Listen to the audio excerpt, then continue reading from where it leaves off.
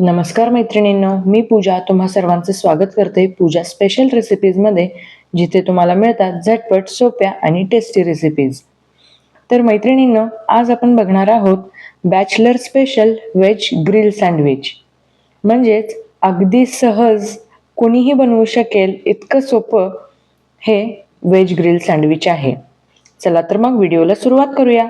पण अजूनही जर तुम्ही माझं चॅनल सबस्क्राईब केलं नसेल तर प्लीज माझं चॅनल सबस्क्राईब करा, तसंच बेल आयकॉनवरही क्लिक करा.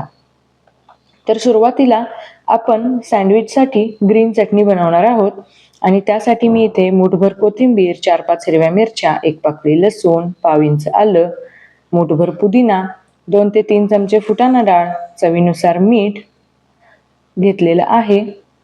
आणि हे सारं आता आपण मिक्सरच्या भांड्यामध्ये घालायचं आहे आणि त्यामध्ये आपण अर्धा लिंबू पिळून घेतोय. तर ही ग्रीन चटणी अतिशय सोप्या पद्धतीने बनते आणि पटकन बनते. आता इथे मी अर्धा लिंबू पिळलाय. आता हे आपण मिक्सरमध्ये वाटून घेऊया. आता तुम्ही बघू शकता इथे हे अशा प्रकारे सुकी चटणी बनली आहे. आता या चटणीचा रंग असाच हिरवागार राहावा यासाठी मी यामध्ये थोडे आईस क्यूब्स घालते आणि आपण हे पुन्हा एकदा वाटून घेणार आहोत. तर आता इथे तुम्ही बघू शकता आईस क्यूब्समुळे पुदिना अजिबात काळा पडत नाही आणि त्याचा रंग हिरवागार असाच राहतो.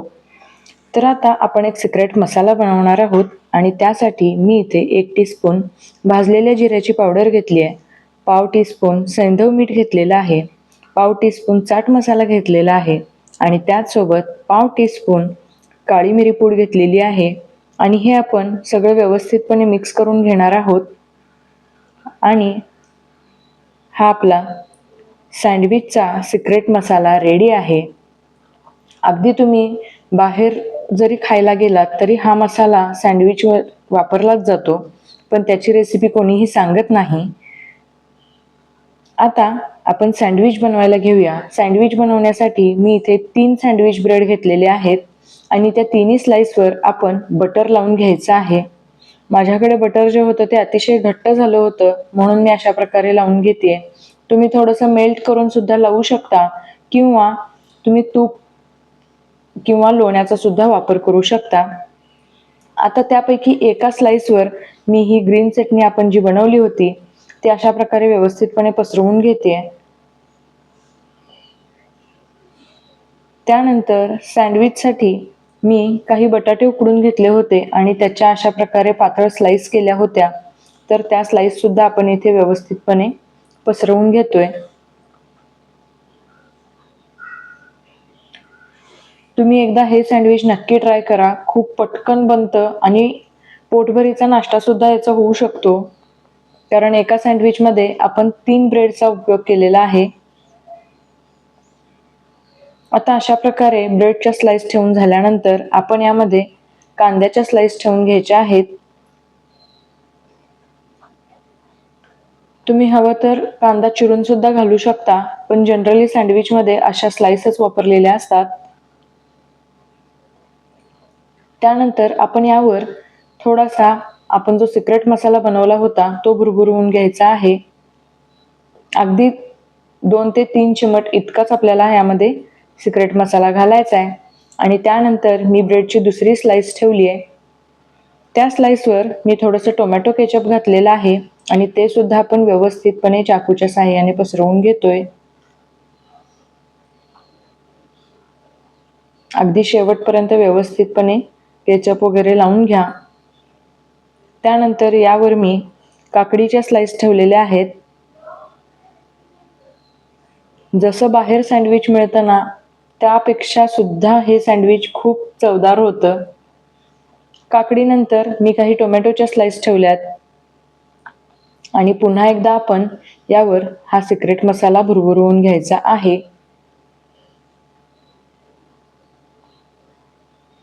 हा सिक्रेट मसाला घातल्यानंतर मी यावर थोडंसं मोझरेला चीज टाकते. तुम्ही इथे हवं तर पनीर सुद्धा वापरू शकता. आता मी ब्रेडची तिसरी स्लाइस घेतली आहे आणि त्या स्लाइसवर मी थोडंसं मेयोनीज लावून घेते.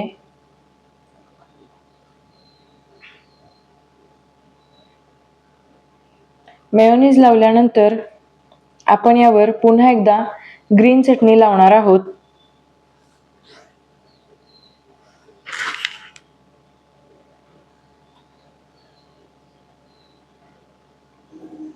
मी एका पाठोपाठ एक असं 2 सँडविच बनवत होते आणि चुकून ती सँडविच प्लेट ज्यावर मी मोझरेला चीज घातलं होतं ती साईडला राहिली आहे आणि ही दुसऱ्या सँडविचची प्लेट इथे आलेली आहे.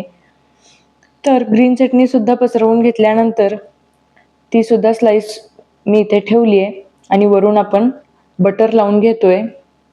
व्यवस्थितपणे बटर लावून घेतल्यानंतर तव्यावर मी पुन्हा थोडंसं बटर टाकते आणि हे आपण थोडंसं पसरवून घेऊयात. आता आपण जे सँडविच बनवलं होतं ते आपण दोन्ही बाजूनी व्यवस्थितपणे भाजून घ्यायचं आहे. तुम्ही हे सँडविच मेकर किंवा टोस्टरमध्ये सुद्धा बनवू शकता. मी तेही तुम्हाला दाखवेन. तुम्ही ते बघू शकता बाजू खूपच खरपूस आणि छान भाजलेली आहे. आता हे सँडविच दोन्ही बाजूने भाजून तयार आहे आपलं. तर आता आपण हे काढून घेऊयात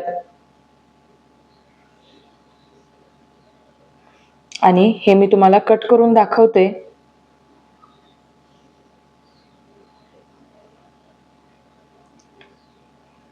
तर हे आपलं bachelor special veg grill sandwich इथे रेडी झालेलं आहे आणि हे तुम्ही ग्रीन चटणी किंवा टोमॅटो केचप सोबत सर्व करू शकता. सँडविच तयार झाल्या झाल्या माझा छोटा मुलगा ही प्लेट घेऊन गेलाय आणि आता आपण पुन्हा एक सँडविच टोस्टरमध्ये बनवणार आहोत. तर तुम्ही ते बघू शकता अगदी व्यवस्थितपणे हे आतपर्यंत भाजलं गेलंय आणि चीजमुळे अतिशय क्रीमी आणि मस्त असं हे सँडविच झालेलं आहे. तर तुम्हाला सुद्धा आवडलं ना हे सँडविच? तर मैत्रिणींनो, ही रेसिपी तुम्हाला कशी वाटली हे मला तुम्ही नक्की कमेंट करून कळवा आणि अजूनही जर चॅनलवर नवीन असाल तर प्लीज माझं चॅनल सबस्क्राईब करा. पुन्हा भेटू पुढच्या व्हिडिओमध्ये.